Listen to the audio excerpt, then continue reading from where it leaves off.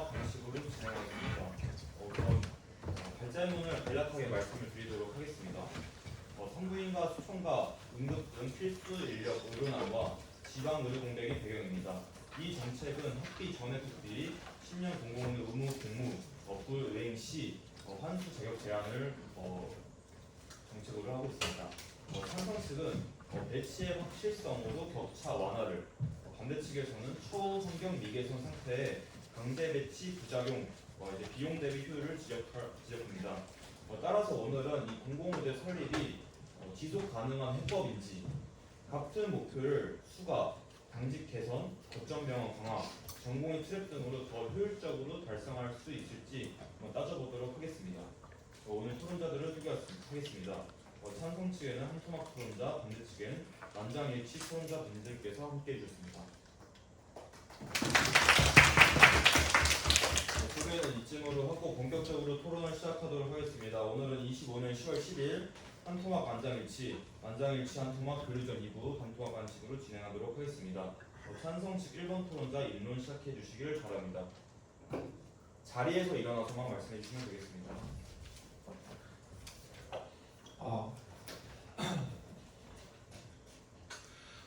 네, 시작하도록 하겠습니다. 우리나라의 의료 체계는 고령화, 저출생, 수도권 집중, 필수 의료 기피가 겹치며 곳곳에서 균열이 드러나고 있습니다. 응급, 분만, 소아 진료의 공백이 점차 심화되고 있으며 특히 비수도권 지역의 환자는 가까운 곳에서 제때 적정한 진료를 받기 어려운 순간을 마주하고 있습니다. 이러한 문제의식에 대해 국민의 절대 다수가 공감하고 있는 상황에서 박근혜 정부를 시작으로 현 이재명 정부에서도 해결 방안으로서 공공의대 설립을 대안으로 논의해온 바 있습니다. 결국 공공의대는 어디에 어떤 전문성을 가진 인력이 안정적으로 자리 잡도록 할 것인가라는 질문에 답하기 위한 제도적 플랫폼으로 공공의료의 핵심 기능을 책임있게 설계하고 필요한 역량을 길러낼 수 있는 방안입니다. 따라서 다음과 같은 근거를 들어 공공의대 설립의 필요성을 주장합니다. 첫째, 공공의대는 지역의료 격차 해소의 핵심 수단입니다. 우리 사회에서 의사 인력은 지역별로 불균형하게 분포하고 있습니다. 일례로 인구 1000명당 의사 수가 서울에서는 3.1명인 것에 비해 경북 지역에서는 1.4명으로 2배 넘는 차이를 보이고 있습니다. 특히 외과, 산부인과, 소아청소년과 등 필수 진료과는 지방으로 갈수록 더욱 공백이 심각합니다. 이 문제는 단순히 의사 총량의 문제를 넘어 특정 지역과 특정 과에서 의료 접근권이 무너지고 있다는 점에서 국민 생명과 직결되는 문제입니다. 일본과 대만의 경우 유사한 상황에서 국립대학이나 공공의료 중심 인재 양성 정책을 통해 지역 불균형을 완화해 온 바 있습니다. 우리도 더 이상 미룰 수 없다고 생각합니다. 둘째, 공공의료 기반을 강화할 수 있습니다. 공공의대는 수익성이 낮아 민간병원에서 기피되는 분야, 예컨대 감염병 대응, 응급의료, 분만과 같은 영역을 중심으로 체계적인 교육과 수련을 제공할 수 있습니다. 이를 통해 공공의료의 기반을 다지고 국가가 책임져야 할 영역을 안정적으로 뒷받침할 수 있습니다. 특히 코로나19와 같은 팬데믹 상황에서 그 중요성은 더욱 부각될 것입니다. 셋째, 공공의대는 목적형 인력 양성을 가능하게 합니다. 단순히 의사 수를 늘리는 것이 아니라 국가가 직접 선발하고 교육하며 수련과 배치까지 통합적으로 설계할 수 있는 구조입니다. 이를 통해 필수과 전공 선택률, 취약지 배치율, 잔류율 등을 정책적으로 조정할 수 있습니다. 물론 구조적 대책도 병행되어야 하겠지만 이러한 제도와 공공의대가 결합될 때 훨씬 더 강력한 효과를 발휘할 것이라 예상합니다. 결국 중요한 것은 의사가 얼마나 많으냐가 아니라 어디에서 어떤 과로 어떤 기능을 수행하느냐입니다. 공공의대는 바로 이 문제를 해결할 수 있는 제도적 해법입니다. 따라서 국민의 생명과 안전을 지키기 위해 공공의대 설립은 반드시 필요합니다. 이상으로 찬성 측 입론을 마치도록 하겠습니다. 감사합니다. 네, 반대측 1번 토론자 입론 시작해 주시길 바랍니다.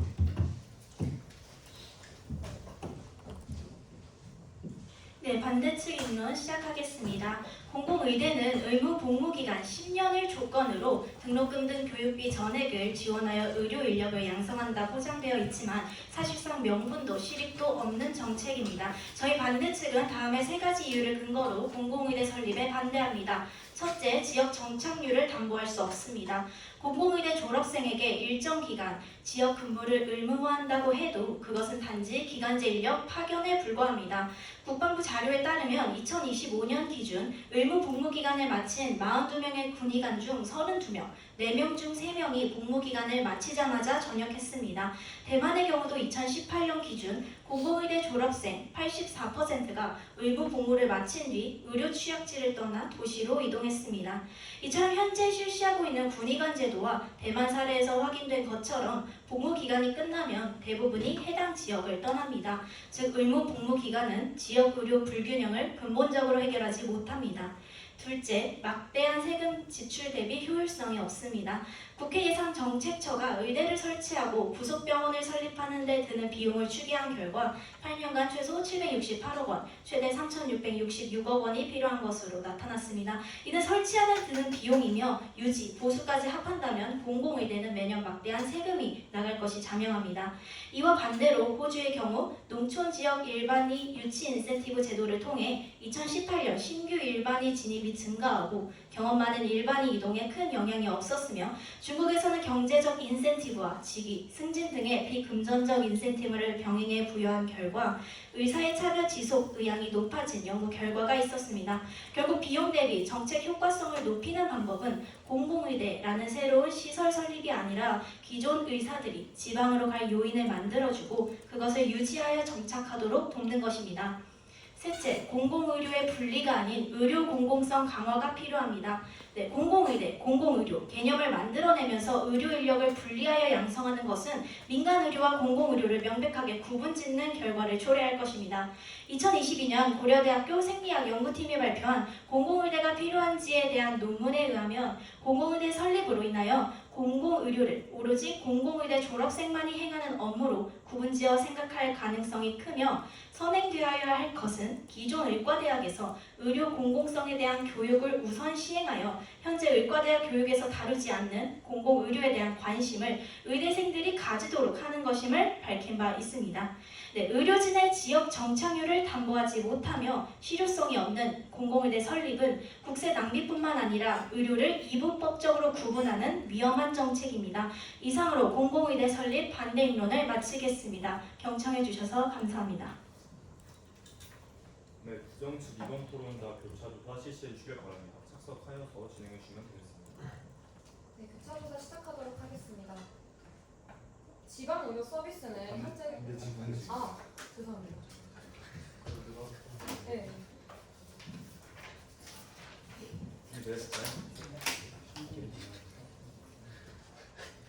반대 측 교차조사 시작하겠습니다.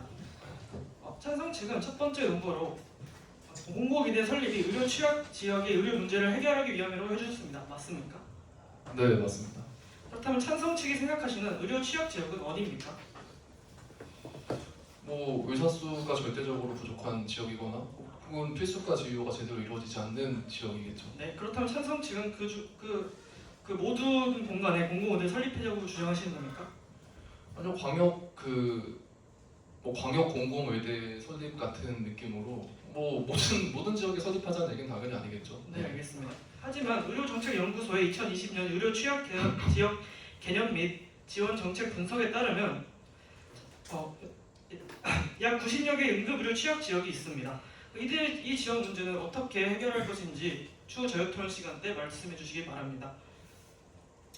다음 질문 드리겠습니다. 현재 비슷한 공공의료 제도인 군의관 제도, 공중보건의 제도에서도 의무 복무 기간을 채운 후 장기 복무를 포기하고 민간으로 이탈하고 있습니다. 알고 계십니까? 네, 알고 있습니다. 네, 그렇다면 이 비슷한 제도가 의무 복무 후 이탈률이 높다는 점 인정해 주셨습니다. 그렇다면 이는 공공의대 졸업생들이 의무 복무 기간 이후에 해당 지역에 남을 것을 담보할 수 없음을 보여줍니다. 맞습니까? 군의관 같은 경우는 지역의 문제가 아니라 네, 알겠습니다. 네. 추후 자유토론 시간 때 기존 제도들과 어떤 차이점이 있는지 밝혀주시기 바랍니다.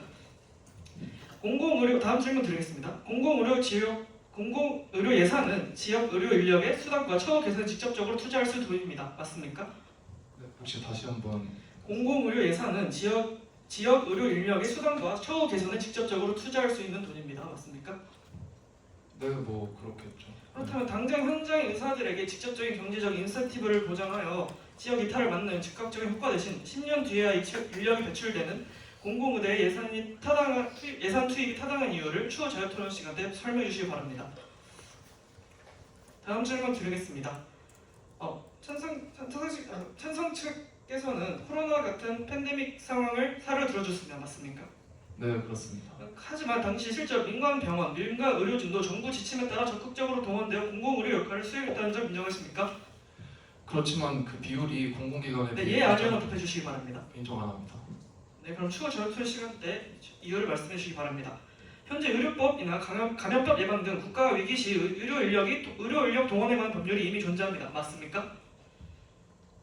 잘 모르겠습니다. 네, 그 추가 자유투의 시간 때 설명드리도록 하겠습니다. 한석씨 현재 한국 국가 의사수가 부족하다고 하셨습니다. 맞습니까? 한국 국가 의사수가 제가 부족하다면 아니면 그렇게 얘기하지 않았습니다. 네, 그렇다면 우리나라 국민들은 의료 접근에 어려움을 겪습니다. 맞습니까? 발언 시간 네, 종료되었습니다. 천성층 교차조사 마무리하겠습니다. 공정직 이번 토론자 교차조사 실시해 주시길 바랍니다. 네, 교차조사 시작하도록 하겠습니다. 현재 지방 의료 서비스는 부족하고 접근성이 낮으며 이 지역 의료 불균형 문제를 해결해야 할 필요성이 있다는 것에 동의하시나요? 저희는 지방 의료 접근성이 나쁘지 않다라고 말씀드리겠습니다. 네, 이는 수도권과 비수도권의 인구 1000명당 필수 의료 전문수 격차가 4배에 달한다는 점을 간과하고 있습니다. 한국보건사회연구원에 따르면 한국의 고령화 속도와 만성 질환 증가세를 고려할 때 현상 유지 시 향후 의료 수요 대비 공급이 절대적으로 부족할 것이라고 하였습니다. 다음으로는 부족한 지방 의료 서비스와 낮은 접근성을 해결하는 근본적인 요인은 의료 서비스 공급의 지속성 및 장기성, 안정성 등에 있음을 동의하시나요? 네, 그 점에 대해서 동의하겠습니다. 네, 다음으로 넘어가도록 하겠습니다. 공공의대 설립이 공공의료 기반을 강화할 수 있음에 동의하시나요? 다시 한번 말씀해 주시겠습니까? 공공의대 설립이 공공의료 기반을 강화할 수 있다는 점에 동의하시나요? 저희는 동의하지 않습니다. 네, 국가가 직접 필요한 의료 인력을 양성하고 배치해서 인력을 안정적으로 공급하는데 왜 강화할 수 없다고 하시는지 의문이 듭니다. 혹시 그 이유가 있을까요? 네, 추후 자유 토론에서 이야기하도록 하겠습니다. 네, 그럼 다음으로 넘어가도록 하겠습니다. 의료 서비스 공급의 지속성과 장기성, 안정성을 보장할 수 있는 대안이나 현행 제도가 충분히 존재한다고 주장하시는지 대답해 주십시오. 입론에서 말씀드렸다시피 금전적 인센티브와 비금전적 인센티브를 같이 병행해서 지속 참여 의향이 높아진 연구 결과도 말씀을 드렸고요. 저희는 왜 공공의대 설립이 먼저 선행이 되어야 하는지 의문이 듭니다. 공공의대 설립이 공급을 안정적으로 보장하는 데 있음을 강조드리고요. 그 이후에 의료 서비스의 질은 이 공급이 우선되고 향후적으로 보장될 수 있는 점임을 강조드립니다. 그리고 반대측은 자유토론에서 공공의대 설립 효과를 상회할 만한 수준으로 첫째, 필수 의료와 공공의료를 확대할 수 있어야 할 것, 둘째, 수도권 집중화 현상 속에서 의사 인력의 지역 위치를 유인할 수 있어야 할 것, 마지막으로 무엇보다 지금의 의사 수만으로 향후 늘어날 노령 인구를 감당할 수 있다는 실증적인 근거가 있어야 할 것입니다. 이 세 가지를 모두 증명해 주셔야 할 것입니다. 이상으로 교차조사 마치도록 하겠습니다. 네, 자유 토론을 시작하도록 하겠습니다. 양측 토론자들께서는 발언을 하십시오 혹은 하십니까 같이 형식으로 끝내줘 주시길 바랍니다. 반대측 토론자의 발언으로 시작하도록 하겠습니다. 우선 짧은 질문 드리고 시작하겠습니다. 앞서 긍정 측 1번 토론자께서는 의사수 증원에 대해서 필요하지 않다라고 발언하셨지만 2번 토론자께서는 의사수 증원 없이 어떻게 지역 의료 인력난을 해결할 수 있을 것인지를 저희한테 제시해달라고 말씀하셨습니다. 이 두 가지는 서로 상충되는 것이 아닙니까? 답변 드리도록 하겠습니다. 의사수 증원이라는 것은 단편적으로 보면은 의사수를 늘린다는 것이지만 공공의대 설립 같은 경우에는 의사수를 증가시키겠다는 것을 넘어서 또 지역 복무를 의무시하고 또 장학금까지 제공하는 것을 포함하고 있기 때문에 의대 입학 정원수를 증원하는 것과 공공의대 설립을 하여 의사수를 늘리는 것과는 조금 차이가 있다고 생각합니다. 혹시 이에 대해서 어떻게 생각하시는지 말씀해 주시면 감사하겠습니다. 의무복무에 대해서 말씀을 해주신 것 같아서 짧은 질문, 자유토론을 본격적으로 하기 앞서서 짧은 질문 더 드리겠습니다. 인간이 어떠한 행동을 하게 만드는 방법에는 무엇이 있다고 생각하십니까? 질문이 너무 추상적이어서 답변을 드리기 좀 어려운 것 같습니다. 인간이 어떠한 행동을 시키는 방법은 인간관계론의 저자 데일 카네기는 이렇게 말합니다. 인간이 어떠한 행동을 하게 만드는 유일한 방법은 그 일을 그 사람이 하고 싶게 좋아하게 만드는 것이다. 이에 대해서 저희 3번 논거가 공공의료 강화를 어떻게 해결해 나가야 되는지 방향성을 제시하고 있는데요. 그에 대해서 답변 드리겠습니다. 인간의 계속 마저 말씀드리겠습니다. 인간의 동기가 중요한 것은 맞습니다. 하지만 의료 분야 같은 경우에는 국민의 생명권과 직결된 문제이기 때문에 국가가 어느 정도 개입할 수 있다는 특수성이 있다는 점을 강조드립니다. 그리고 그렇다면은 군 복무 같은 경우에는 국가가 강제하지 않습니까? 그건 사람들의 동기가 전혀 포함되어 있지 않을 수도 있는데 그러한 점에 있어서는 국가가 어느 정도 참여할 수 있다는 점 강조드리고 그렇다면은 반대 측에게 질문 드리고 싶은 것이 지금 지역 의료 서비스 불균형이 그 접근성이 먼저 보장되어야 하는 문제라고는 생각하지 않으십니까? 네, 답변 드리겠습니다. 우선 군 복무에 대해서 답변 드리겠습니다. 따라서 군 복무는 의무 복무 이후에 이탈률이 엄청납니다. 여기 군대를 갔다 오신 분들 아시겠지만 그래서 누구도 전문 하사를 지원해서 입대해서 전역한 사람은 없습니다. 따라서 공공의대로 마찬가지로 10년 동안은 그 지역의 필수 의료를 개선할 수 있을 수도 있습니다. 다만 그 이후 장기적으로는 계속해서 이탈률이 높아진다는 점 말씀드리고 싶고 네, 그리고 첨언하도록 하겠습니다. 앞서 접근성에 대해서 이야기를 해주신 것 같습니다. 하지만 다른 OECD 국가와 비교했을 때 우리나라는 도시와 농촌의 의사수 차이가 크지 않습니다. 또한 도시와 농촌의 의사 밀도도 비교적 양호한 편에 속합니다. 우리나라는 일본 다음으로 도시와 농촌 의사수가 비슷한 결과를 보여주는데 이는 저희는 지금 의사 접근성에 대해서 적다라고 볼 수 없습니다.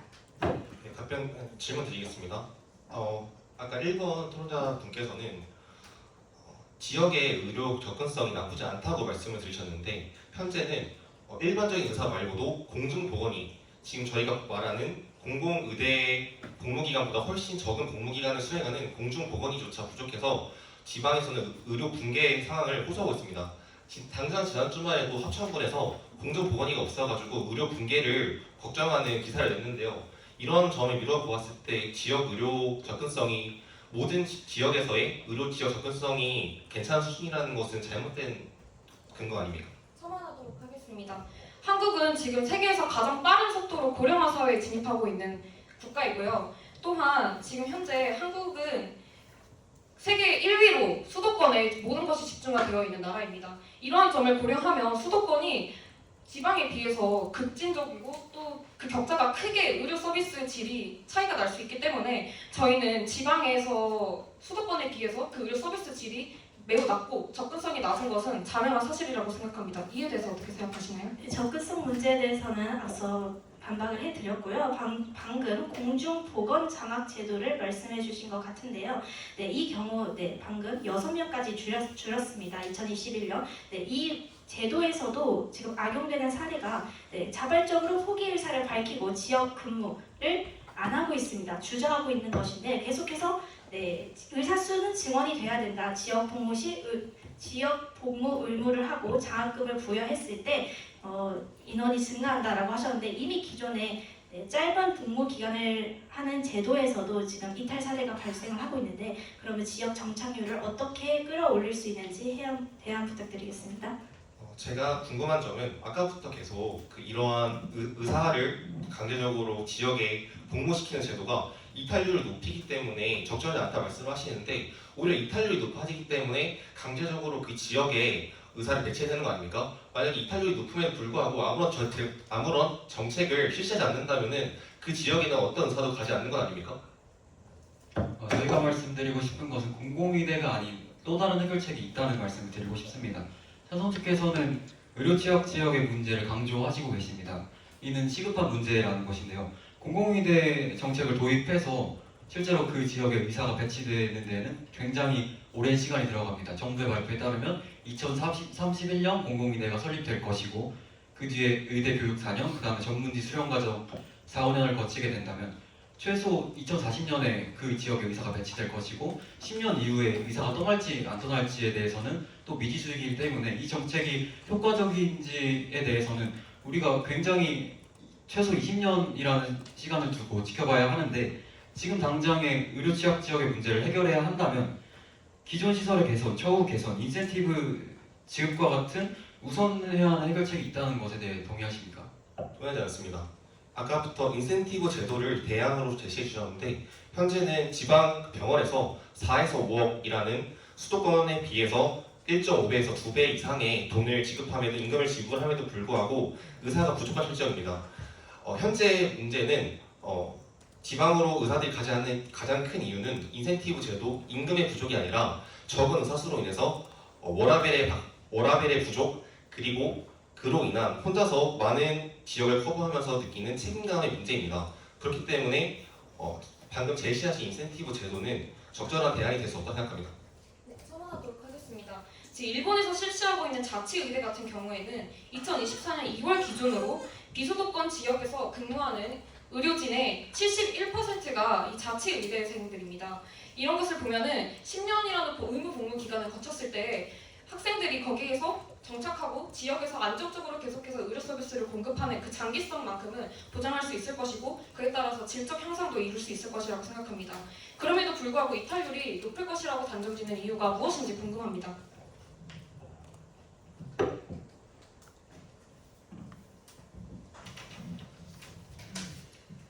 먼저 앞선 질문에 대해 말씀드리겠습니다. 일단 일본 같은 경우에는 물론 일본 같은 경우는 이 공공의대 제도가 올바르게 정착한 나라라는 점에서는 인정을 합니다. 그러나 앞서 일론에서 예시 들어주신 대만과 같은 사례에서는 그렇게 의무복무 모든 학교에 지원금을 지급하고 장학금으로 양성해낸 의사들이 결국에 84%가 도시로 떠난다. 의무복무 이후에. 그래서 저희가 이런 예시를 들어드렸고 또 앞서 인센티브 제도가 효과적이지 않다라고 하셨는데 조금 구체적인 내용이지만 지방 의사에게 4억을 줘도 가지 않는다라는 뉴스 기사가 있는데요. 사실 표면상의 이유와 그 이면의 이유가 다릅니다. 4억을 지급한다고 하지만 지방 의료원에서 의사를 고용할 때에는 개인 사업자로 고용을 하게 됩니다. 그러니까 고용주와 그 노동자의 입장이 아니라 개인 사업자가 되는 것이기 때문에 4대 보험에 들어가는 비용을 개인 의사가 전부 부담하게 되어서 월 평균 받을 수 있는 월급은 사실상 1,500만 원 정도밖에 되지 않는다. 그리고 소송보험에 대한 위험 부담을 모두 개인 의사가 떠맡아야 하기 때문에 사실상 그 4억이라는 돈이 많은 돈이 아니다. 우리가 해야 할 것은 공공의대에 들어가는 3,500원이라는 이 막대한 비용을 이러한 의사들의 처우 개선과 인센티브 지급에 우선적으로 사용해야 된다. 이런 말씀을 드리고 싶습니다. 네, 그러면 그 인센티브를 제공하면은 지역 유치를 유도할 수 있다고 생각하시나요? 실제로 유도할 수도 있고요. 캐나다 같은 경우는 인센티브 지급을 하는데 단순히 급여로 지급하는 것이 아니고 필수 외과, 앞서 말씀드린 필수 외과가 있지 않습니까? 중증의료센터나 소아 분만과 같은. 근데 그런 의사들이 모여서 함께 개업을 할 때 개업 시에 지원금을 또 따로 지급합니다. 이런 인센티브는 단기적일 뿐만 아니라 장기적으로도 충분히 지역의 의료 인력난을 해결하는 데 도움이 될 수 있다. 이런 말씀드리고 싶습니다. 첨언하겠습니다. 네, 그리고 지방의 의료 인원이 부족하다라고 말씀을 해주셨는데 2025년 전국 107개 지방자치단체를 대상으로 보건의료기관 내 민간의사 채용 실태 조사 결과 107개 지자체 중 관련 예산, 즉 민간 의료에 대한 민간 의사를 채용을 예산 편성한 지자체는 16곳에 불과합니다. 사실상 이 지방자치단체에서도 지방의료 체계가 더 이상 공보위만으로 유지될 수 없는 구조임에도 불구하고 예산조차 편성하고 있지 않다. 그럼 지방자치제도의 이 소극적인 태도는 어떻게 생각하십니까? 그것은 당연히 문제가 맞고요. 제가 생각했을 때는 분만실이 없어서 출산 원정을 가고 응급 전문의가 없어서 응급실 뺑뺑이를 도는 이 상황은 공급이 절대적으로 부족하다는 지방의 실태를 보여주는 사실이라고 생각합니다. 첨언하겠습니다. 그리고 아까 지자체에서 예산 편성 안 하셨다 하셨는데 일부 전북이나 전북 같은 지역에서는 현재 그러한 문제점에 의사 수가 부족한 문제점에 깊이 공감을 하여서 현재 공공의대를 유치하는 데 있어서 최선을 다하고 있습니다. 네, 일단 먼저 응급실 뺑뺑이와 관련해서 답변 드리겠습니다. 한국보건사회연구소의 공식 보도 자료에 따르면 우리나라의 전체 병상은 OECD 국가의 평균을 상회하는 수준이었습니다. 하지만 민간 병원과의 협력체계 및 의료 자원 분배 비효율성 때문에 이런 상태가 발생할 것이라고 보고서가 밝혀진 바 있습니다. 네, 그렇다면 아까 인센티브를 주신다고 하셨는데 이 인센티브가 필수 의료나 기피과에 대한 인원을 늘릴 수 있을 것이라고 생각하시나요? 네, 늘릴 수 있다고 생각을 하고요. 수가 조정 또한 병행되어야 한다는 말씀 드리고 싶습니다. 그러면 추가적으로 네. 질문을 드리고 싶은 게 있는 게 지금의 지역 의료 문제를 해결해야 한다면 지금 지방의 의료가 어떻게 돌아가고 있는지를 알아야 할 것입니다. 최근 2024년 전국 올해 6월 기준 35개 지방 의료원 중 82.9%인 이 29곳이 적자 단기 순손실을 냈습니다. 총 규모는 480억. 그리고 지방 의료원에서 떠나는 직원 수도 늘고 있습니다. 지난 2020년부터 2024년까지 최근 5년간 1,121명이 퇴직하였습니다. 지속되는 경영난에 임금 체불도 심화되고 있습니다. 지난해 2,500명 정도 되는 인원에 대한 임금 44억이 체불되었습니다. 이런 공공의대 설립하기 위해 들어간 막대한 비용 3,500원을 이러한 곳에 우선적으로 투자해야 된다는데 동의하십니까? 동의하지 않습니다. 그리고 아까 수가 얘기해 주셨는데요. 현재 2023년 기준에 약 100조에 달하는 건강보험 지출이 매년 7% 이상 증가를 하고 있습니다. 여기에 필수 의료 수가를 몇 퍼센트 올리실 건가요? 10%만 올려도 연간 수조 원의 추가 재정 부담이 발생합니다. 이 건보료 인상은 결국 의료비 부담의 증가로 이어지고요.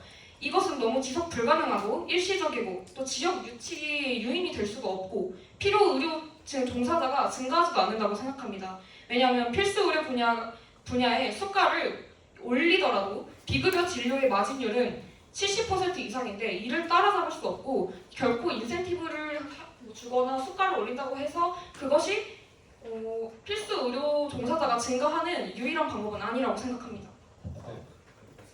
그리고 이어서 질문 드리겠습니다. 아까부터 공공의대를 설치하면 안 되는 이유로 효율적이지 않고 비용이 많이 들며 장기적인 비용이 든다 하셨는데 의료라는 것은 생명건강, 국민의 생명건강과 직결된 문제로 이를 전 국민에게 보장하는 것은 국가의 최우선 과제입니다. 이러한 점을 미뤄보았을 때 비용과 기간을 차치하고서라도 최우선적으로 공공의대를 유치하는 게 국가 차원에서 건강한 정책이라고 생각하지 않습니까? 네, 그리고 청년 측에서는 발언 시간 균형하게 맞추어 주시기 바랍니다. 반드시 발언해 주세요. 네, 지역 의료 활성화에 대해선 저희도 긍정합니다. 하지만 방안이 잘못되었다는 점 계속해서 짚어드리겠습니다. 네, 효율성만으로 이 의료 정책 가치를 판단할 수 없다라고 말씀을 하신 것 같습니다. 하지만 저희의 세금은 한정적입니다. 이 한정적인 세금을 가지고 공공 정책을 펼쳐야 하는 것입니다. 입론에서 말씀드렸다시피 저희는 기존 시설과 의료진의 분배가 아니라 왜 자꾸 새로운 시설 도입으로 해결이 돼야 하는지 의문이 들고요. 네, 그럼 찬성 측은 지속해서 공공의료 확대를 말씀해 주시지만 이 팬데믹에 앞장선 지역 공공의료시설에 대한 쌓인 적자를 그럼 무시한 채 계속해서 새로운 설립이 진정 공공의료 강화에 도움이 된다고 생각하시는지 말씀해 주시기 바랍니다. 또 첨언하겠습니다. 세 번째 논거로 목적형 의사 양성을 통해 그러니까 국가가 직접적으로 통제할 수 있는 인원들을 양성하겠다고 해주셨습니다. 그러면서 군 복무 제도를 또 그때 말씀해 주셨는데 군 복무 제도도 징집이 강제인 것이지 필수과에 어디 과에 너 가서 일해라고 하지 않습니다. 이에 대해서 뭐가 다른지 보충 설명 부탁드립니다. 네, 일단은 아까 팬데믹에 대해서 얘기를 해주셨는데 그 팬데믹 당시에 아까 임금 체불도 말씀해주셨고 팬데믹 당시에 병원의 재정 상황이 많이 악화되었다 이런 말씀 해주셨는데 그럼 재정 상황뿐만이 아니라 그 당시 이제 인력난도 많이 부족이 되었다는 말씀을 드리고 싶고 기본적으로 의료라는 게 일단 공공성을 띠지 않습니까? 그렇기 때문에 막대한 세금이 들어가는 것은 정당성의 측면에서 저희는 좀 당연하다고 생각을 하고요. 그리고 혹시 어떤 질문을 해주셨죠? 제 기억이 안 나가지고. 네, 군 복무는 징집을 강제하는 것이지 어느 병과에 너가 일을 하도록 정해주진 않습니다. 일단은 어쨌든 공공의대와 이제 그런 의무관 제도와의 차이를 말씀드리자면은 저희 일단 우선적으로 공공의대는 이제 입학을 하는 걸 저희가 강제를 하지 않지 않습니까? 그러니까 일단 입학하기 전에 뭔가 이제 장학금 제도나 이런 혜택 이런 부분에 대해서 어느 정도 동의를 한 부분이 있어서 약간 그 의무관 제도와 다르다고 생각을 하고요. 이런 부분에 있어서는 헌법에서도 그런 공익 비례 원칙이라고 하나요? 뭔가 국방이나 의료와 관련된 부분에 있어서 의료와 같은 부분에 있어서는 일정 부분 기본권을 제한하는 것이 가능하다. 뭐 이런 어떤 명시가 되어 있는 만큼 어쨌든 의료의 공공성을 저희는 강조드리는 바입니다. 네. 네, 답변 드리겠습니다. 개인의 선택이기 때문에 직업을 선택해갖고 의무하는 것은 헌법상 위헌이 되지 않는다라는 취지의 발언을 해주신 것 같아요. 근데 제한이 되는 예시는 감염병 확산 방지 그리고 교도소 수감 정도의 사례가 예시가 되어 있어 사실 10년이라는 기간을 저희가 굳이 지적하진 않았지만 20살 초반 또는 10대 후반의 어린 나이의 사람이 자신의 인생의 전반을 결정지을 30대 전부를 보내게 된 직업상 선택의 자유 그리고 거주지 이전의 자유를 포기하게 되는 것은 사실 우리가 좀 더 논의해봐야 될 필요가 있다는 말씀을 드리고 싶고 추가적으로 생명과 직결된 문제이기 때문에 더 많은 예산을 써도 된다라는 취지의 발언을 해주신 것 같은데 생명과 직결된 문제임이 중요하다라는 점에서는 저희도 동의를 합니다. 그러나 문제를 올바르게 해결하기 위해서는 근본적인 원인을 짚어봐야 합니다. 지금의 지역 의료원의 문제가 심각함에도 불구하고 기존의 문제를 해결하지 않은 채 새로운 막대한 예산을 들여 시설을 설치하는 것에 저희는 반대하는 의견을 드리는 바입니다. 네, 첨언하겠습니다. 의료가 공공성을 띈다는 점 인정을 드리면서 그렇다면 신설하는 공공의대가 아닌 이미 민간 의료 체계와의 협력을 통해서도 충분히 이겨낼 수 있다는 점 밝혀드리겠습니다. 네, 아까 그 입학과 동시에 인생의 전반을 결정하는 것이 조금 다소 불합리하다고 말씀해주신 것으로 알았는데 이 장학금 지원과 의무 복무가 연계되는 제도가 몇 가지가 있습니다. 이 공공의대 말고도 처음에 입학할 때부터 지원과 이에 따른 의무를 알고 들어왔다면 위헌 소지가 없다는 게 대부분의 법률적 판단이기 때문에 이 부분은 문제가 없다고 생각합니다. 그렇다면은 그러면 필수 의료와 공공의료를 확대할 수 있고 또 지역 유치를 유도할 수 있는 또 다른 대안이 있을까요? 제가 보기에는 수가를 인상하는 것은 국가의 과도한 개입이라고 생각을 되고 현실적으로 가능하지 않고 그 기준이 또 모호하다고 생각합니다. 혹시 이에 대해서 어떻게 생각하는지 답변 부탁드립니다. 공공의료를 강화하는 방법에 대해서 공공의대가 아닌 어떤 방법이 있는가에 대해 질문을 주신 것 같아요. 사실 처음에 질문을 드렸잖아요. 인간이 어떠한 행동을 하게 하는 것에는 어떠한 방법이 있는가. 사실 다음 내용을 말씀드리기 위해서 질문을 드린 것인데요. 공공의료 문제를 해결하기 위해서는 어떠한 사람에게 강제성을 띠고 의무복무를 시킬 것이 아니고 동기부여를 통한 내재적 가치의 변화가 우선되어야 합니다. 지금 현재 의과대학의 6년 기간 동안에 공공의료에 대한 교육이 전무합니다. 이러한 교육을 공공의료의 문제를 기존 의과대학의 기본의학 교육 과정으로 들여오고자 하는 노력을 통하여 기본적으로 공공의료에 대하여 동기부여가 된 의사를 양성하는 것이 장기적인 해결책이 될 것이며 단기적으로는 인센티브 지원과 지역 의료원이 지금 부실한 시설들 개선하는 것이 우선되어야 한다. 이러한 두 가지가 병행이 되는 것이 막대한 예산을 들어 불확실한 효과를 알지도 못하는 공공의대를 신설하는 것보다는 훨씬 올바른 방향의 해결책이 아닐까 저희는 말씀드려봅니다. 첨언하겠습니다.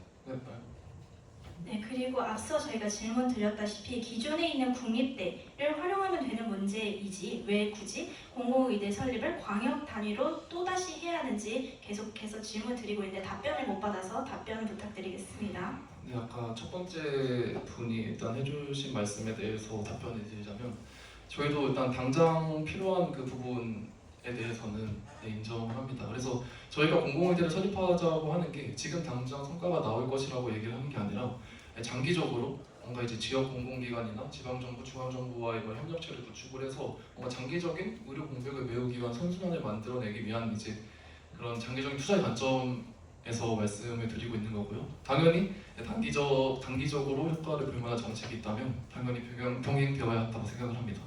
그리고 그 민간 영역에서 뭔가 공공의료 관련된 이제 교육을 추진을 해야 된다 이렇게 말씀을 해주셨는데 아까 세 번째 부정 측에서 세 번째 쟁점으로 말씀해 주셨던 것처럼 뭔가 이분법적으로 이루어지고 있다 이런 거랑 약간 연결이 되는 부분인 것 같아요. 네, 저희가 일단 찾아본 바로는 일단 우리나라의 전체 의료기관의 5.7%가 이제 공공의료기관으로 분류가 되고 있는데 이게 OECD 평균에 비해서 평균이 55.7%에 굉장히 하회하는 수치라고 나타나 있습니다. 그만큼 저희가 이제 공공의료를 이제 이분법적으로 한다고 말씀하실 수도 있지만 저희는 오히려 전문적으로 이렇게 뭔가 차별화된 커리큘럼을 가지고 전문 인력을 양성한다 이런 측면으로 보아도 좋을 것 같다는 생각이 듭니다. 혹시 네, 저희가 계속해서 답변 드렸듯이 공공의료와 민간의료를 구분짓는 것은 부적절하고 이미 코로나 팬데믹 상황에서 느꼈듯이 공공의료와 민간의료는 크게 다르지 않습니다. 네, 그 코로나 팬데믹 상황에서 계속 얘기를 해주시는데 아까 말씀드렸듯이 저희가 공공기관이 5.7%에 불과한다고 말씀드렸잖아요. 근데 코로나 팬데믹 당시 병상 또한 9.7%에 불과한데 실제 환자를 받은 경우는 거의 절반 이상을 공공의료기관에서 받았습니다. 그만큼 감염병 대응 역량이 있어서 공공의료기관과 민간의료기관의 차이가 좀 난다는 말씀을 드리고 싶습니다. 첨언하겠습니다. 그리고 거기에 더하여 현재 우리나라 의료의 문제는 의사수 부족보다 필수 진료과를 전공하지 않은 의사가 많다는 점이 있습니다. 공공의대는 이러한 필수 진료과를 전공하는 의사들을 대폭 늘려 더더욱 공공의료에 개선할 수 있도록 개선에 도움이 될 것이라 생각이 듭니다. 하도록 하겠습니다.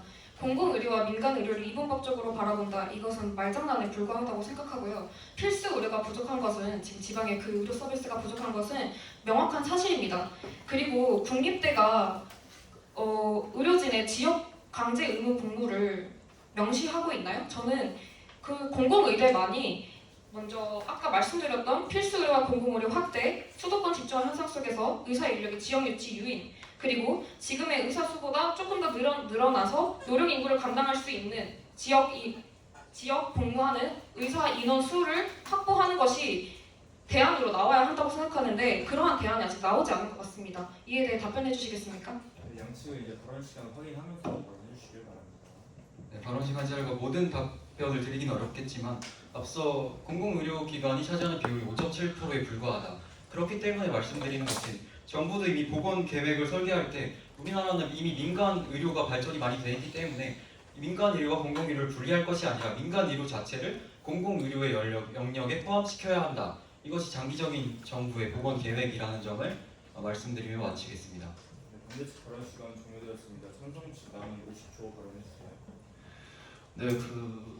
네, 마무리로 이렇게 민간 의료 영역을 강화한다고 말씀해 주셨는데 기본적으로 의료가 공공성을 띈다는 거 그렇기 때문에 민간 의료와 공공 의료가 약간 균형 있게 발전이 이루어져야 되는데 저희가 공공 의료가 민간 의료에 비해서 굉장히 불균형하게 축소되어 있는 상태이다라고 말씀을 드리고 그리고 이제 계속 끊임없이 대외 카네기 인간관계론 이제 언급해 주시면서 뭔가 이제 내적 가치에 이제 변화가 이루어져야 된다 이렇게 말씀해 주시는데 그 공공 의료가 성공적으로 정착한 일본의 사례를 설명을 드리면은 자체 의과대학 졸업생 수가 4,024명인데 현직 종사하는 수 3,766명 중에서 계속 해당 지역의 의료기관에 근무하는 비율이 69.6%에 이른다고 합니다.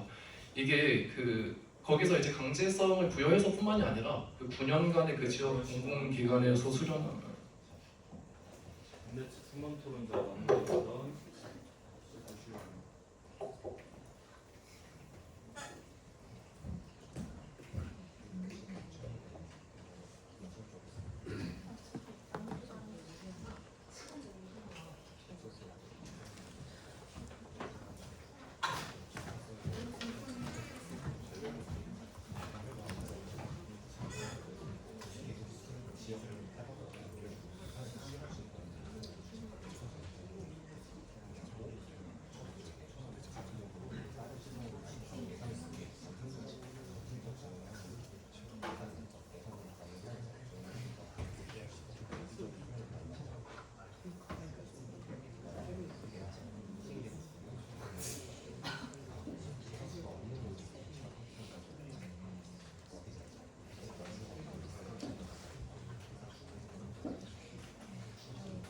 나왔습니다.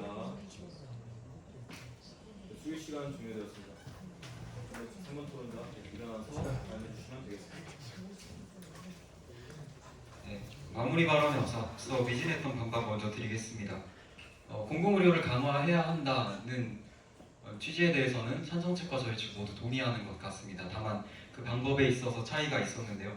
저희는 이미 5.7%에 해당하는 공공의료를 따로 분리할 것이 아니고 민간 업체와 민간 의료기관과의 협력을 통해서 해결을 해야 한다라는 말씀을 드리고 싶고, 일본의 사례를 반복해서 말씀해 주셨는데 저희는 그와 정반대되는 대만의 사례, 의무복무 이후 84%가 떠나간 대만의 사례를 반복해서 강조드리겠습니다. 반대측 마무리 발언 시작하겠습니다. 우선 열심히 토론해 주신 찬성 측 토론자분들께 감사의 말씀 전하며 이번 토론의 흐름을 처음부터 짚어보겠습니다.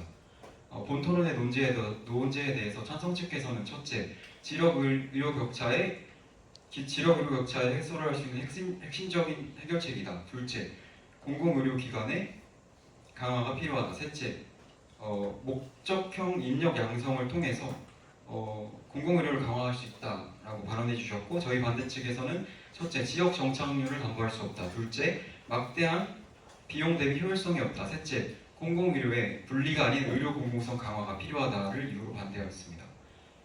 다음 본 토론의 쟁점을 짚어보겠습니다. 첫 번째 쟁점은 제도의 실효성이었습니다. 찬성 측께서는 공공의대를 통해 지역 의료 인력을 안정적으로 확보할 수 있다고 주장하셨지만 의무복무는 결국 일시적 파견에 불과하며 군 위탁생 제도나 대만의 사례처럼 복무 기간이 끝나면 대부분이 떠난다는 점을 지적했습니다. 즉, 공공의대는 지역 의료 불균형을 근본적으로 해결하지 못하는 제도입니다.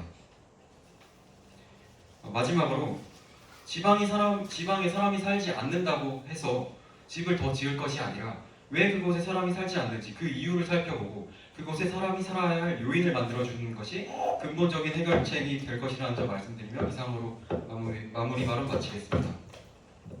네, 찬성 측 토론자 마무리 발언 시작해 주시길 바랍니다. 답변 시작하겠습니다. 저는 반대 측의 의견에 세 가지 반박을 하면서 마무리 발언 진행하겠습니다. 처음으로 지역 정착률이 낮아진다, 공공의대로 배출된 의사의 지역 정착률이 낮다 하셨는데 이 말에 이탈률이 있다 하셨습니다. 이것은 역설적으로 의사가 부족하며 현재 지방의 의사의 의료 접근성이 부족하다는 의미로 생각이 됩니다. 그리고 실제로 화천군과 같이 공중보건의만으로 의료 공백이 생기는 의료가 부족한 지역이 다수 존재합니다. 이런 지역에서는 일시적인 잠깐 존재하는 의사 인력이라도 굉장히 중요한 인력이라는 것을 아셔야 합니다.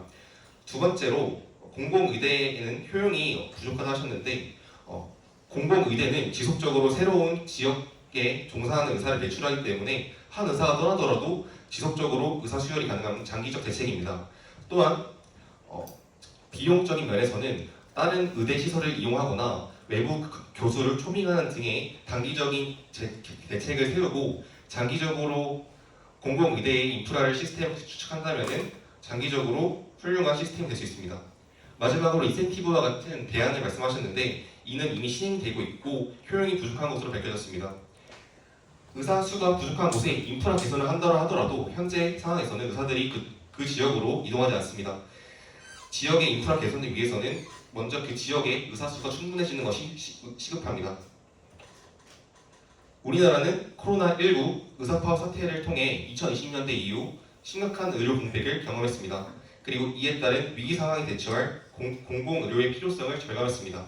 또한 의사의 수도권 집중화에 따른 지역 의료 격차가 심화되어 지역 의료 접근성 확대가 시급합니다. 공공의대 설립은 이러한 우리나라의 의료 공백을 메우고 국민의 생명을 살리는 공공의료 시스템 구축에 시발점이 될 것입니다. 이상입니다. 네, 이상으로 토론 마치도록 하겠습니다. 드릴 시간을 가질 계획이었는데 지금 시간이 조금 지체되는 것 같아서 저희 한토막 측 토론자들은 다 투표를 가기 때문에 풀이해서 진행을 해주시면 되겠습니다.